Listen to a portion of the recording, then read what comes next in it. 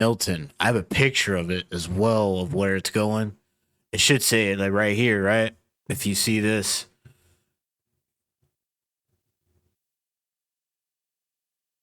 am I blocking it here?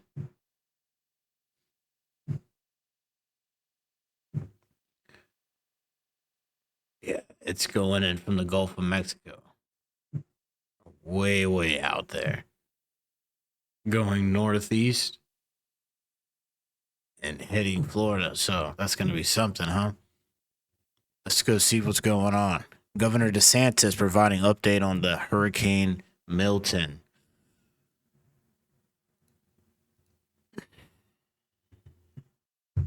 Focused on this cone and on a specific spaghetti model. There's still a lot of uncertainty on this. The entire Florida peninsula on the Gulf side has the potential to have major impacts from storm surge.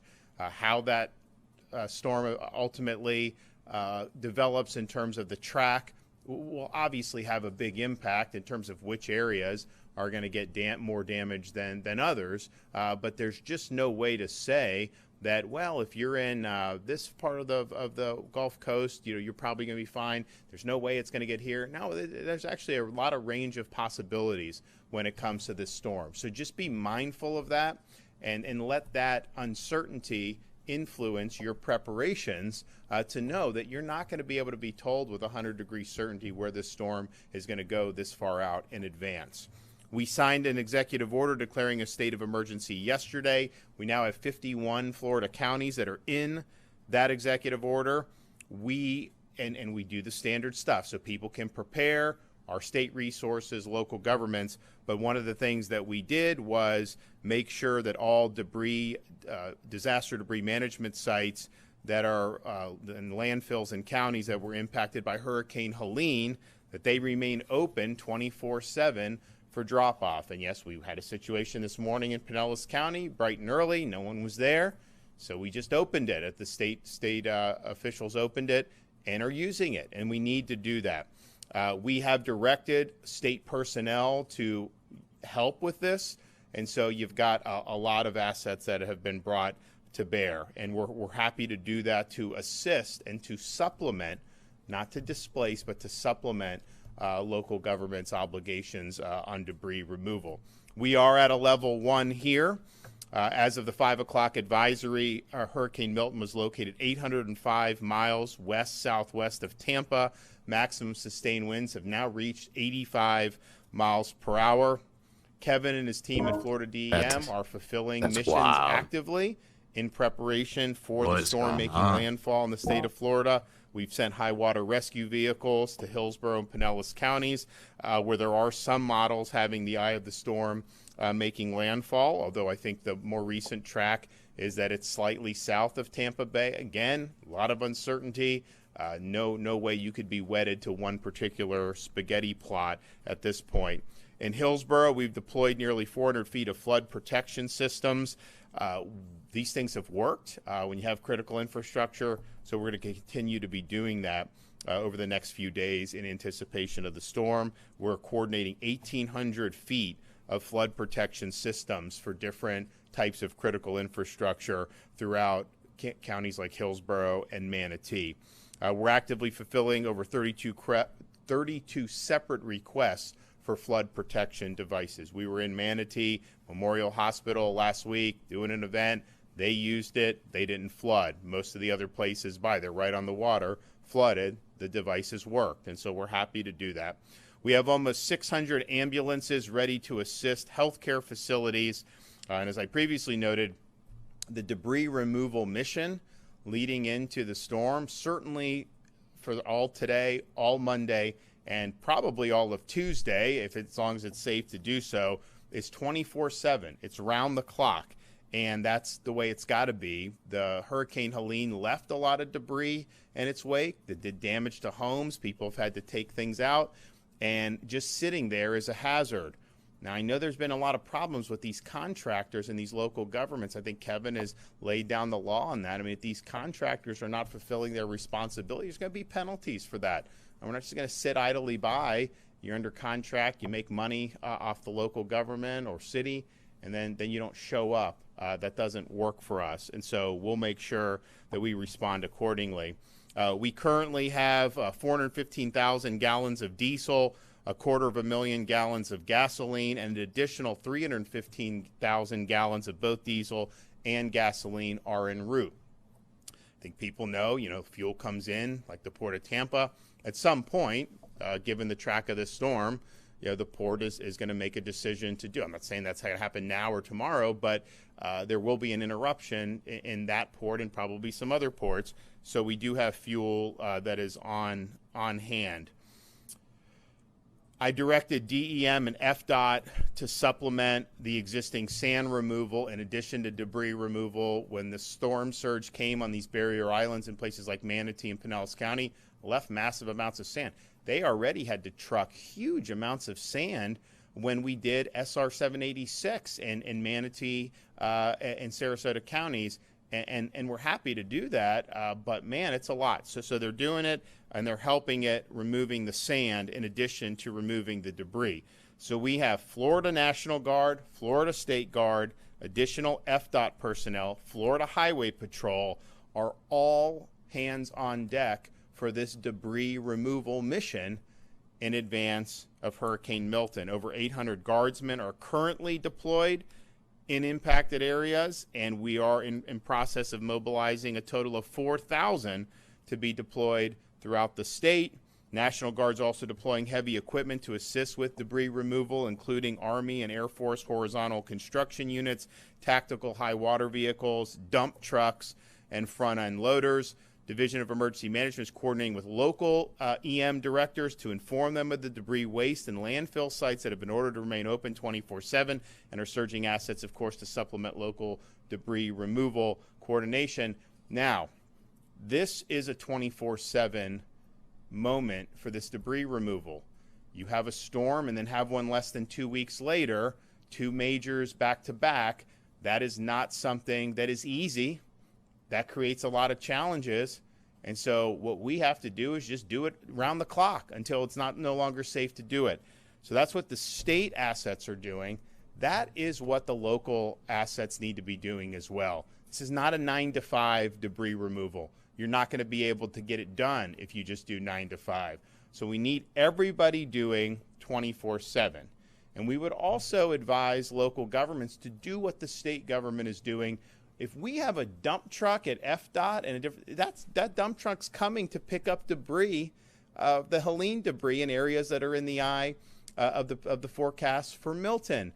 It doesn't matter if that was their normal task. We're marshaling that. So local governments, they have dump trucks, they have different things in different departments. Bring it all together for these next 48 plus hours so that we can get the debris as much as possible. You may not be able to get all of it. There is a lot of it. But, man, you can certainly make a difference on that. But it's got to be 24/7. Otherwise, the state will be able to help and we'll be able to make an impact. But we need everybody, all hands on deck on that. All requests for dump sites are approved. DEP is not holding anything up. They're not going to do that. Kevin is not going to let that happen. I've been able to speak with heads of some of the big utilities in the state of Florida today. They are marshaling resources for power restoration. I think everybody understands this potentially could be really significant in terms of the power outages and likely exceeding what we just saw for Hurricane Helene. Now, there is just the reality that the country just had a major hurricane. I think people in Florida were like, okay, we had 2.4 million restorations. Most of those restorations were done within a relatively short time frame, certainly by historical standards, very, very short compared to past storms, which is great. But some of these other states still have a lot of people without power, so there are crews working in some of those other states. That just means it may be a little more challenging getting people here, but they're all committed to doing it, having the resources ready, and then getting moving with the restoration as soon as possible. All of our assets that had been assisting in North Carolina and Tennessee are back, so they're ready to go in the state of Florida, doing whatever we need to be able to respond to this storm. And we anticipate a big storm, strong storm. There's going to be response that's going to be needed on the search and rescue. I do think a lot of Floridians are understand that this, I mean, when you see the path the way it's on, it's like coming right at. I do think psychologically people say, okay, it's gonna hit us, where some of these other ones that have different curves, sometimes they think, well, maybe not. This one, like, we're in the way of the storm, the state of Florida. So I think a lot of people are heeding the advice that's being given. Nevertheless, we will have people that'll be there ready to respond to rescues as need be. We have established a base camp at Tropicana Field to support ongoing debris and post-landfall first responder operations.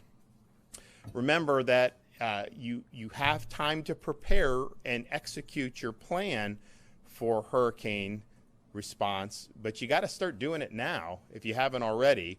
So you have time the rest of the day, you have time tomorrow to execute it. You may even have some time on Tuesday, but as you get into that, you could start to see conditions get deteriorate. That's possible.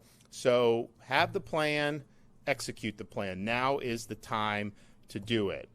If you are somebody that is in a very vulnerable part of the west coast of Florida that would be susceptible to storm surge, you certainly can leave now. You don't have to wait to get an evacuation order. And I think most Floridians now at this point, particularly on the west coast, having just gone through Helene, they kind of know what parts of their county is going to be more susceptible. If you're in that, you can absolutely take off now and go to a friend's house, go to family house. I mean, I know there's people coming up to North Florida I've talked to. Now, there are always going to be shelters open, and all that will happen within your county, and not everyone has the means to be able to go. You're going to absolutely be able to do that. There'll be hotels that'll be available that are on higher ground that are hurricane proof. So there'll be a lot of options, but you have time now to formulate and execute that plan. So please don't wait, and do not try to game the forecast thinking like, oh, well, I see it's a little bit here, so I'm going to be fine there, I'm going to be fine there.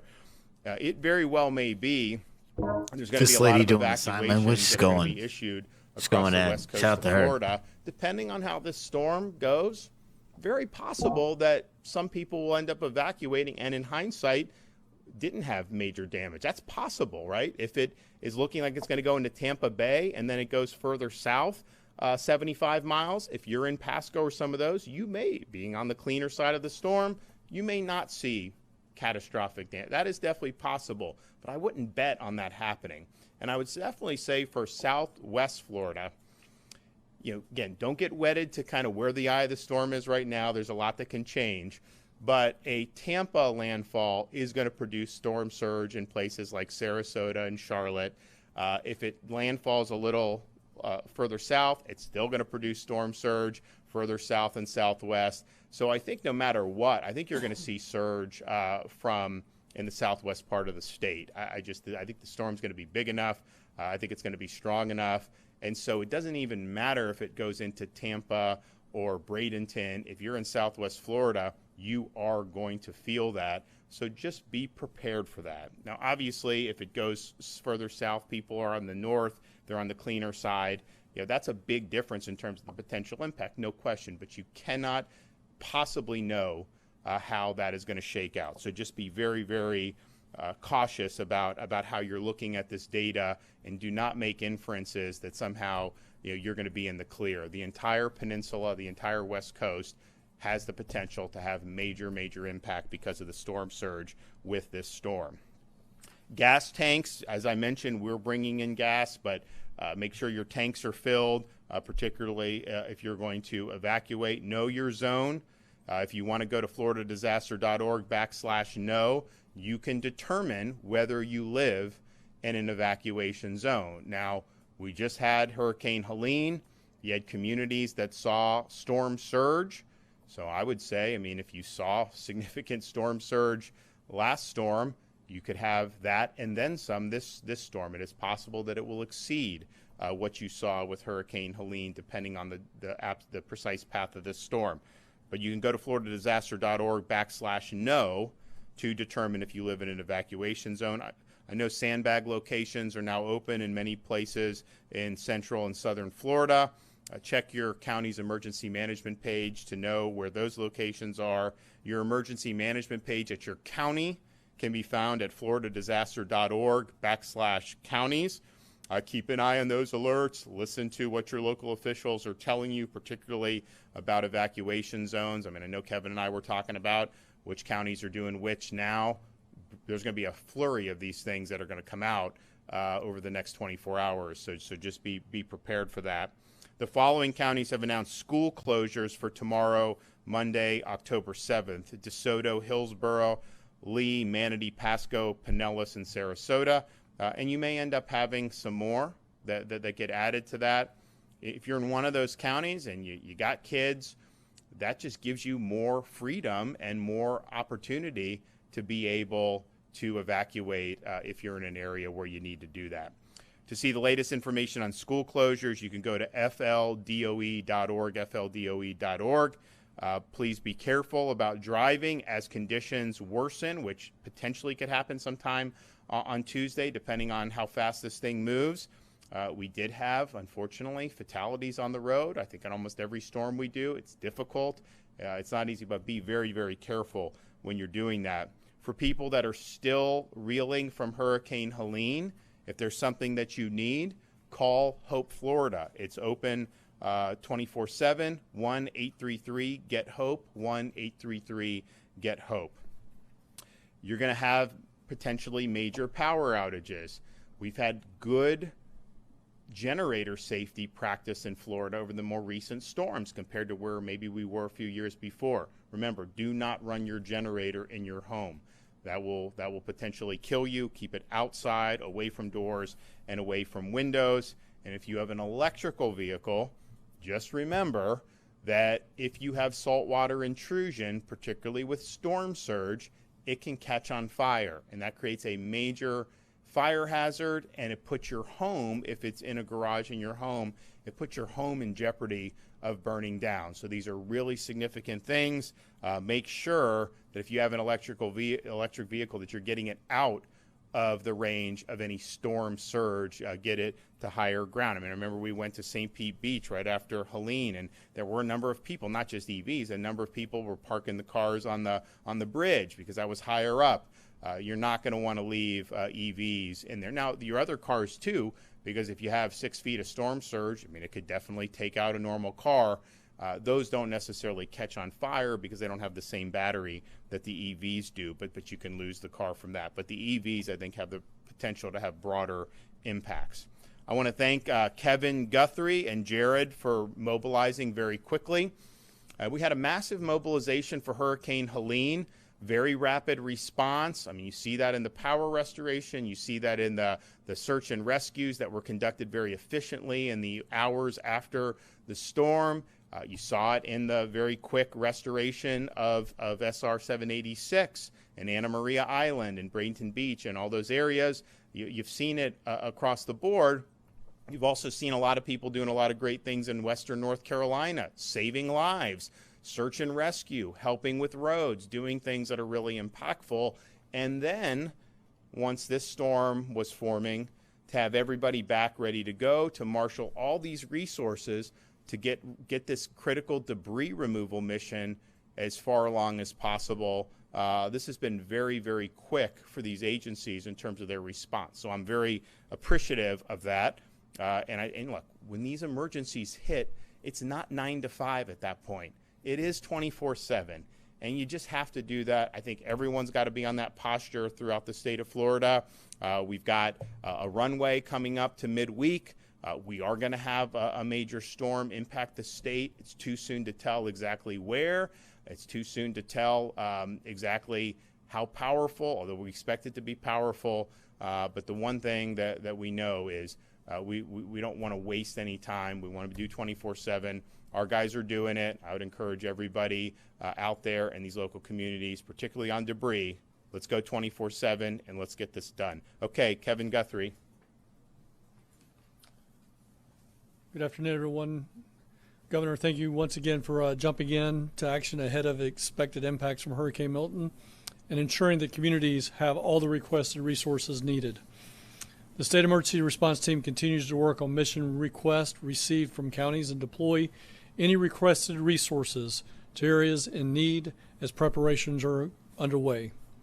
Residents should be putting their disaster plans into action now, as the governor has already mentioned, and more importantly, ensuring that everyone in the household understands that plan. If you have gone through items in your disaster supply kit, now's the time to restock them. Your disaster supply kit should have enough supplies to last each member of the household, including your pets, for at least 7 days. If you or a loved one have access or functional needs, please register with the Florida Special Needs Registry at floridadisaster.org/SNR to provide information to your local first responders ahead of the potential storm impacts. We've gotten some questions you may ask. What are access and functional needs? If you're dependent on medication, you're dependent on electricity, a portable oxygen machine, any of those type of devices, you qualify to be on that special needs registry. People are prideful people. I talk about this all the time. My dad is one of them. My dad has a lung condition. By definition, he is functional and access special needs. So please make sure you're registering for that. When you do that, your local county government will come straight to your house. They will get you, they'll provide transportation, get you to a shelter, and make sure that you get returned to your home afterwards. You don't have to worry about anything. Just register. You very well may lose power, and there will be no way to use your medical devices. So again, please make sure you head to the closest shelter to you that can take care of you, or obviously stay with friends and family. If you need to evacuate and you live in a high rise, I want to make sure that you understand, if you make a decision that you live on the 5th, 10th, 20th floor of a condominium, and we have storm surge into this impacted area, there are a lot of high rises in Pinellas County, Hillsborough County, Manatee County, Sarasota County.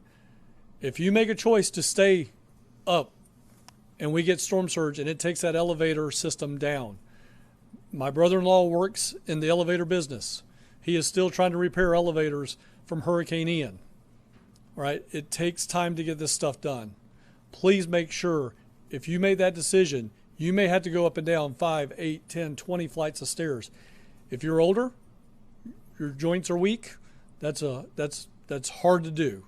So please make sure that you make conscientious, self-aware decisions. Your gas tank electric vehicle only need to be halfway full or halfway charged to ensure that you can get to some type of evacuation shelter. We have fuel and electric vehicle chargers pre-staged along evacuation routes to support the evacuations.